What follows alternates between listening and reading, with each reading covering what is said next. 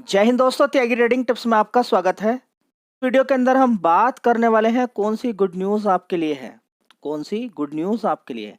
ये काफ़ी शानदार खबर है, लेकिन इसका एक्सप्लेनेशन होना बहुत ज़्यादा ज़रूरी है। देखिए, बड़ा ही आसान है इसको समझना कि इंडिया ने एक्सपोर्ट किया है, क्रॉस कर दिया है 820 बिलियन डॉलर को, जो कि रिकॉर्ड है 2024-25 के अंदर। बहुत बड़ी खबर निकल कर आ रही है। इस खबर के आधार पर बहुत कुछ आपको सीखने को मिलेगा। देखिए, खबर 3 लाइन की है, 2 लाइन में ये एक्सप्लेन नहीं हो सकती है। ये बहुत बड़ी एक्चुअली में खबर है।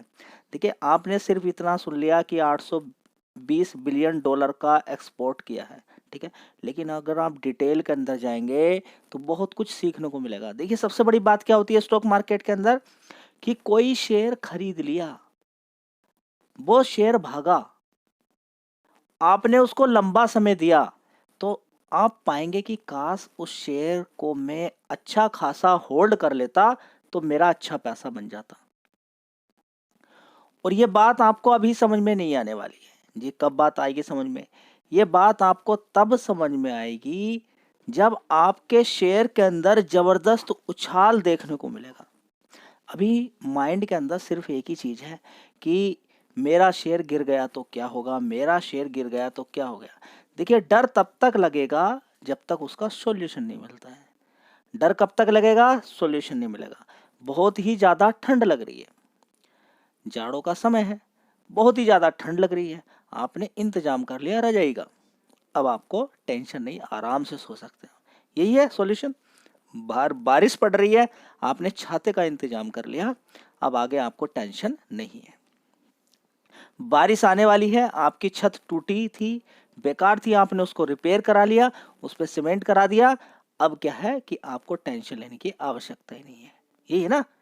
आप अच्छा खासा कमा रहे थे, आप अच्छा खासा कमा रहे थे, समय था आपका 20 साल से 40 साल, अच्छा कमाया आपने। लेकिन 2 तरीके हैं, आपने कुछ जोड़ा नहीं, आपने कुछ जोड़ लिया, आप टेंशन फ्री हो गए। इसी तरह से स्टॉक मार्केट के अंदर शेयर तो ले लिया, क्या मैं डरूं, भाग जाऊं, एसआईपी करूं, क्या करूं? पैसा है 1 लाख रुपए स्टॉक मार्केट के अंदर लेकर आए, डर बार बार एक ही चीज का लगता है कि कहीं पूरा पैसा खो तो नहीं जाएगा।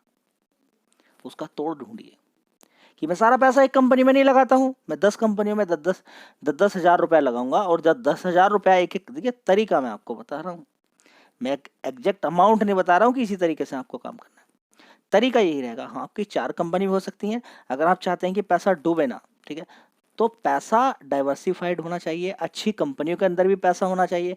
अब किसी ने पोर्टफोलियो बना लिया और सारी ही ऐसी कंपनी रखी जो रिस्की टाइप थी, दिक्कत हो जाएगी, लेकिन फिर भी रिस्क कम हो जाएगा। रिस्की टाइप भी अगर आपके पोर्टफोलियो में सारी ही कंपनी है और एक कंपनी में सारा पैसा नहीं लगा है, तब भी लॉन्ग टर्म अगर आप देने के लिए तैयार हैं तो शायद आपका पैसा नहीं डूबेगा। पहला काम ही ये होना चाहिए कि आपका पैसा डूबे ना। तो दिमाग के अंदर चलता रहता है, अभी टैरिफ टैरिफ चल रहा है, चला दिमाग के अंदर, लेकिन सोचना जरूरी है कि क्या टैरिफ काम कर पाएगा ये। खुद दिमाग लगाइए आप कि अभी इंडिया से सामान जाता था 100 रुपए का, बेच देता था मार्केट के अंदर, अभी जाएगा 125 रुपए का, बिक पाएगा नहीं, जबकि टैरिफ अभी 3 महीने के लिए डिले हो गया। मान लेते हैं कुछ सेमीकंडक्टर चिप की बात करें, मोबाइल की बात करें, इसमें डिस्काउंट दे दिया, इसमें छूट दे दी पूरी तरीके से कि ये भेजिए आप, कोई दिक्कत नहीं, क्योंकि इन चीज़ों की हमें रिक्वायरमेंट है और इनके बिना काम चलेगा नहीं आगे। तो टैरिफ की कैलकुलेशन करना बहुत ज़्यादा ज़रूरी है। अगर आप कैलकुलेशन नहीं कर पाएंगे तो आपकी समझ में नहीं आएगा। अपॉर्चुनिटी मिलेगी गिरावट की, आपको मालूम नहीं कि बड़े प्लेयर्स ने मार्केट को गिराया, कुछ लोगों ने बेच दिया, उस समय एक अपॉर्चुनिटी थी, खरीदने का मौका था, आप खरीद नहीं पाएंगे सस्ते दाम पर, और बड़ा प्लेयर खरीद के उसको फिर आने वाले टाइम में सारी चीज़ें गायब हो जाएंगी। जो निगेटिव थॉट्स थे, जो निगेटिव इवेंट्स थे, रसिया यूक्रेन गायब हो गया, इजराइल हमास गायब हो गया, और टैरिफ भी गायब हो गया, फिर सारी चीज़ें देखने को हरियाली में दिखाई दे रही हैं। आप कहेंगे ये तो बिल्कुल गलत हो गया, मैं तो शेयर खरीद ही नहीं पाया, नीचे गिरावट अच्छी खासी मिली थी। ये समझना बहुत ज़्यादा ज़रूरी है। जब शेयर नीचे की साइड में रहेगा, उसके अंदर कुछ मजबूती दिखा रही है, तो उसके निगेटिव ही बार बार निगेटिव ही चीज़ें उसके अंदर आएंगी। आपको अनुमान लगाना है कि बाद में कुछ होगा क्या नहीं होगा। अब आपके माइंड में क्या चीज़ आ रही है कि सब कुछ खत्म, आपके माइंड में यही तो चल रहा है कि इंडिया के अंदर कुछ बचा नहीं है, बर्बाद हो गया, रिसेशन वेस है, ये सारी चीज़ें चल रही हैं। लेकिन यहाँ पर आप देखेंगे कि एक्सपोर्ट कितना हुआ है। चाइना के बारे में देखिए, चाइना पे लगाया है 145% का टैरिफ, और रिवर्स में चाइना ने भी लगा दिया है अमेरिका पे 145%, 125% का टैरिफ, और अमेरिका ने कितना लगाया? 145% का। ये काम ही नहीं करेगा, ये ज़्यादा दिन टिका तो बड़ी दिक्कत होगी। शायद 1 महीना टिक जाए, बहुत बड़ी बात है। जी टिक गया तो इसका मतलब क्या है? इसका मतलब तो एक ये बार है, ये कि युद्ध है, बस काम धंधा नहीं करना है, ठीक है। अब देखिए, बम, परमाणु बम गिराया जाए या मिसाइल छोड़ी जाए, उससे क्या होगा? बहुत बड़ा नुकसान देखने को मिलता है। ये सबसे बड़ा हिट होता है, ये एक परमाणु बम से कम नहीं है, अगर ये कंटिन्यू रहता है तब। लेकिन कंटिन्यू रह ही नहीं सकता है, रहेगा ही नहीं कंटिन्यू। जिस तरह से मतलब दिमाग को साइड में रख के, मतलब कुछ लॉजिक नहीं है, कोई उसके अंदर रूल नहीं है, किस तरीके से फॉर्मूला बना के तैयार कर दिया कि इतना इतना टैक्स लगेगा, कोई हम पे इतना लगाता है, कोई लगाता भी नहीं है, तब भी ट्रंप ने इतना लगा दिया, दिमाग घूम गया, अब हटाया 3 महीने के लिए, ये काम करेगा ही नहीं। ट्रंप जो सोच रहे हैं वो बिल्कुल गलत है। ट्रंप, जहाँ तक मुझे ऐसा लगता है कि मार्केट को गिराने में कुछ लोगों के साथ मान सकते हैं उसको। अब मालूम तो नहीं है क्या नहीं है, लेकिन अपना अपना एक व्यू है, रखने का अधिकार होता है, क्योंकि टैरिफ तो काम करेगा नहीं, तो मार्केट टैरिफ लेकर क्यों आए जब टैरिफ काम करेगा ही नहीं। पर्टिकुलर किसी कंट्री के खिलाफ हाँ इन वाली चीज़ों पे लग सकता है, समझ में आता है। हाँ, कुछ और ही दिमाग के अंदर, और क्या चलेगा दिमाग के अंदर जी?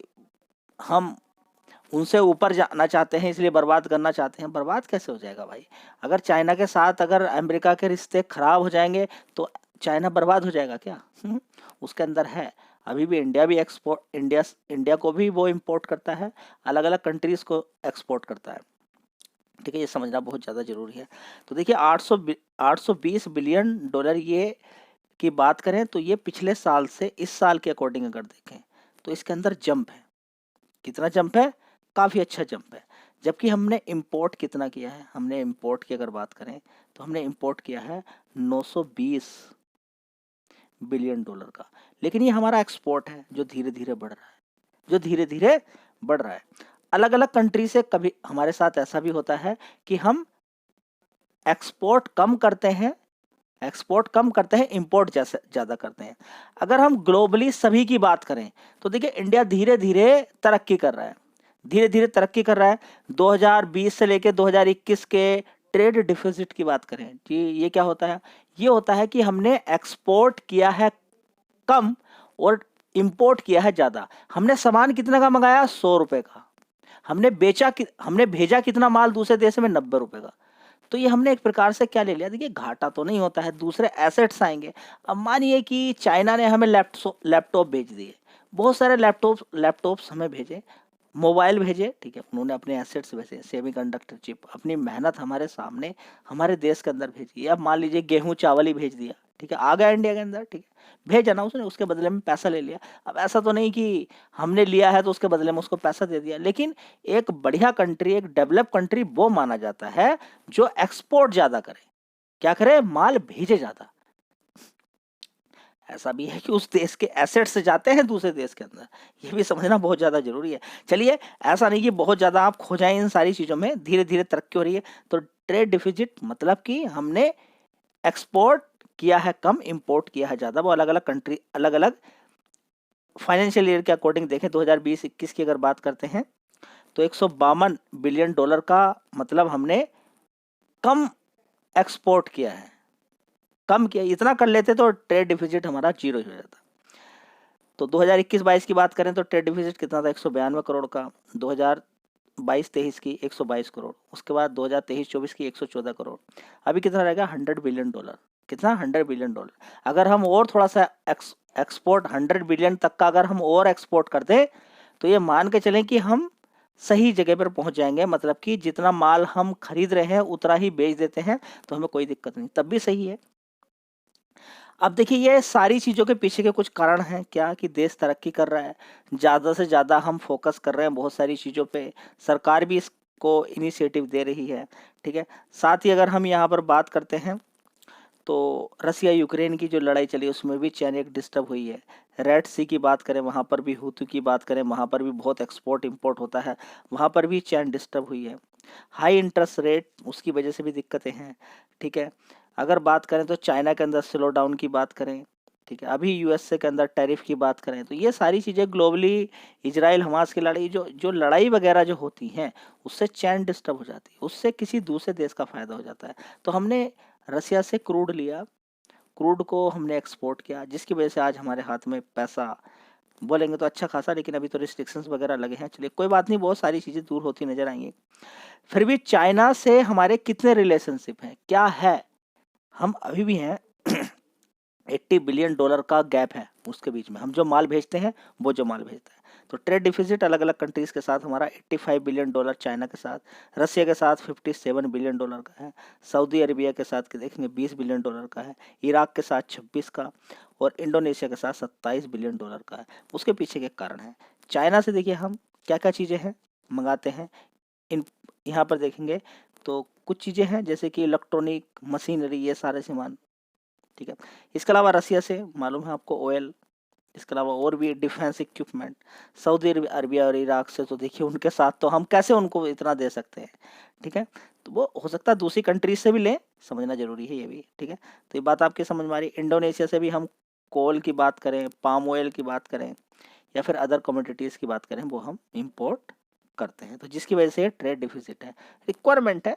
देखिए अब हम तेल लेते हैं इंडिया के अंदर तो लेते हैं, तो अगर आप ये खो जाए कि नहीं इंडिया तो एक्सपोर्ट, बहुत सारी चीज़ें हम एक्सपोर्ट्स करते हैं, धीरे धीरे आगे बढ़ भी रहा है। जिस तरह से इंडिया बोल रहा है कि आइए वेलकम है, ज़मीन हम तुम्हें देंगे, सारी चीज़ें मिलेंगी, आप इंडिया के अंदर आइए, अपनी कंपनियां खोलिए और यहाँ पे रोजगार भी दीजिए। तो इंडिया का प्लान आने वाले टाइम में यही है कि हम 1 ट्रिलियन एक्सपोर्ट तक करेंगे 2030 तक, कोशिश है की जा रही है, ठीक है। देखते हैं आगे क्या होता है।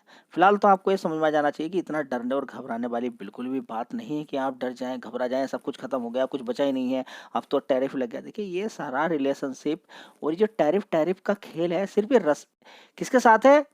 अमेरिका के साथ है। हम बोलते हैं कि बिल्कुल ही अगर हम वहां से काम करना बंद कर दें, तब भी कितना होगा हमारा, 1-2% का भी पूरे जीडीपी का कुछ नहीं बिगड़ेगा। और वो भी देखिए, अगर हम कुछ सामान बेचते थे तो वो हमें पैसा देते हैं, अगर वो सामान ही नहीं भेजेंगे तो फिर क्या बात है, कुछ नहीं है, ठीक है। अब आपको ये समझना जरूरी है कि जो मेजर सेक्टर है जहां जहां से ये बात होती है, इंजीनियरिंग सेक्टर से अच्छा खासा एक्सपोर्ट, पेट्रोलियम प्रोडक्ट से भेजते हैं हम, फार्मास्यूटिकल, टेक्सटाइल, गारमेंट्स, ठीक है। आप कहेंगे पेट्रोलियम प्रोडक्ट रिफाइन करके हम भेजते हैं, ठीक है। यूएसए से, यूएई से, नीदरलैंड से, चाइना से, सिंगापुर से, यूके से हम करते हैं, एक्सपोर्ट करते हैं, ठीक है। इसके अलावा आईटी सर्विसेज जहां से अच्छा खासा हमारा रेवेन्यू निकल कर आता है, उसी के अंदर लगातार ग्रोथ देखने को मिल रही है। आईटी सॉफ्टवेयर सर्विसेज जैसे इन्फोसिस, टीसीएस, विप्रो की बात करें। इसके अलावा बिजनेस प्रोसेस आउटसोर्सिंग, बीपीओ वगैरह जो होते हैं, ठीक है। कंसल्टेंसी की बात करें, ठीक है, लीगल सर्विसेज की बात करें, साथ ही अगर हम करें ट्रैवल एंड टूरिज्म की बात करें तो वो उससे भी बहुत अच्छा रेवेन्यू, सर्विसेज वगैरह हम प्रोवाइड करते हैं। इनकी सारी चीज़ें, जो टूर एंड टूरिज्म से भी हमारा अच्छा खासा धंधा चलता है, जो भी लोग इंडिया के अंदर आते हैं और यहाँ की सारी चीज़ें, सेवाएं लेते हैं, ठीक है। तो बात आपकी समझ में आ गई कि इंडिया के अंदर बड़ा पोटेंशियल है, एकदम से ही डर नहीं जाना है। शेयर खरीदा हुआ है, अच्छी कंपनी आपने खरीदी है और आप डर के भाग जाएं कहीं की बात, सब कुछ खत्म होने वाला है। बड़ी बड़ी गिरावटें हुई हैं, कोरोना वायरस जैसी गिरावटें, और भी बड़े बड़े युद्ध हुए हैं। फाइनली यही हुआ है कि उस समय खरीदने वाला अच्छा पैसा कमा कर ही निकला है। चलिए।